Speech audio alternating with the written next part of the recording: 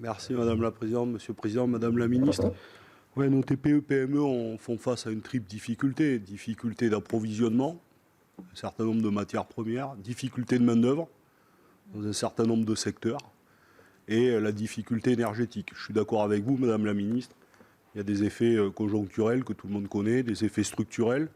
Je pense qu'on aura le débat la semaine prochaine en séance. Je pense que la question du marché européen de l'énergie ne fonctionne plus. Donc il va falloir voir ça. Moi, je pense qu'une des questions qui nous est posée là, c'est de se dire que pour l'ensemble de nos entreprises, et je mets aussi nos collectivités, même si je sais que ce n'est pas votre portefeuille, la question du retour aux tarifs réglementés au moins sur 2 ou 3 ans nous est posée. Je sais que c'était honni ici, et y compris par un certain nombre d'entre vous, et y compris quand on posait ça la question, on nous riait un peu au nez. Je pense que le revoir le débat sur permettre l'accès aux tarifs réglementés à tout le monde pour passer la crise, elle est posée. Première chose. La deuxième chose, je vais très vite sur une question que vous a posée Madame la Présidente sur les effectifs de la DGCCRF.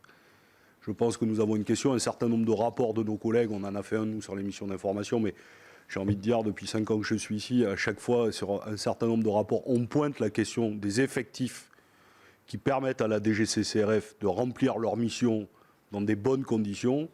Madame la Présidente l'a redit, 145 personnes sur le droit à l'information, sur la question.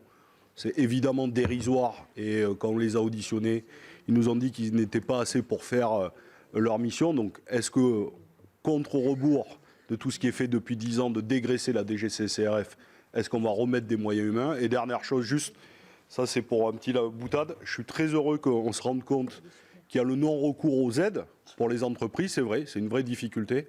Je pense que dans le débat public, souvent, le non-recours aux aides sociales aussi est une véritable question. Donc si on se pose la question pour les entreprises, je pense qu'il faut se le poser aussi pour les citoyens et les citoyennes. Je vous remercie. Monsieur le sénateur Gay, sur TPME, TRV, je vous l'ai dit, et je ne voudrais pas me répéter, ça peut être lassant. Il y a ce qui existe, qu'on a simplifié. Il y a 1,5 million de TPE qui bénéficient du TRV. On a un tout petit peu plus de 3 millions de TPE, donc on a un sujet sur est-ce qu'on peut en rendre plus éligible côté TPE. On a aussi un sujet sur quelles mesures pour les PME. Vous êtes tous des élus engagés, donc moi j'ai à cœur aussi dans le cadre de ces auditions, enfin je ne suis pas en plateau télé là, donc j'ai à cœur de partager avec vous des choses que je ne dis pas forcément. Je sais bien, mais je partage avec vous, au-delà du TRV, on a aussi des idées, parce qu'il faut avoir plusieurs fers au feu, vous le savez, monsieur le sénateur Gay, et donc on réfléchit aussi, la Première ministre l'a mentionné très rapidement, aux questions d'actualité, juste avant que je vous rejoigne à l'Assemblée nationale. On travaille aussi, en parallèle d'un possible TRV PME, que pour ma part j'appelle de mes voeux, à un filet de sécurité qui permettrait de rendre moins douloureux l'augmentation des prix de l'énergie si ceux-ci continuaient à monter. Donc je veux juste vous dire qu'on a plusieurs fers au feu. Je veux vous dire que ma préoccupation, elle est absolue sur ce sujet et que la prise en charge par Bruno Le Maire, elle est quotidienne. Dans quotidien, j'inclus les nuits. Je pense qu'on va parvenir à trouver une solution et je pense que l'Europe pourra nous parvenir, je l'espère, à en trouver une. Je vise vendredi le prochain conseil à Prague et le cas échéant, je rappelle les conseils des 11 et 12 octobre, il y en a toutes les semaines. Je peux vous dire que la détermination du gouvernement français, elle est totale sur ce sujet. Sur la DGCCRF, pardonnez-moi, je veux remercier le sénateur Kozik et la sénatrice Espagnac pour leur rapport.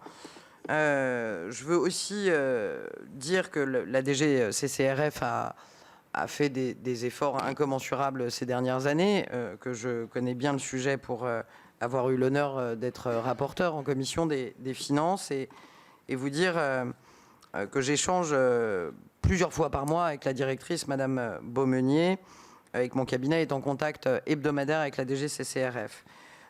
J'ai à cœur d'échanger avec elle sur vos recommandations dans un contexte, et je tiens à le souligner, qui est par ailleurs marqué par un redéploiement des effectifs de la DGCCRF vers des missions prioritaires en matière de transition écologique et numérique, notamment vers le ministère de l'Agriculture, qui est plus à même sur un certain nombre de contrôles d'agir. Je veux aussi vous dire, j'aurai l'occasion de l'étayer plus dans quelques mois, mais qu'une augmentation des emplois de la DGCCRF est prévue en 2023 et en 2024. Et les transferts d'emplois de la DGCCRF vers le ministère de l'Agriculture que je viens de vous mentionner pour les missions relatives à la sécurité sanitaire sont limités pour lui permettre justement de réorienter son action vers ses nouvelles priorités. Encore une fois, j'aurai à cœur, peut-être à la fin d'année ou au pire en début d'année prochaine, à étayer le fait que cette baisse d'effectifs est terminée et qu'il est même question de redéployer un certain nombre d'ETP vu l'importance stratégique des missions de la DGCCRF dans le contexte de consommation qui est le nôtre, sujet auquel je suis très sensible.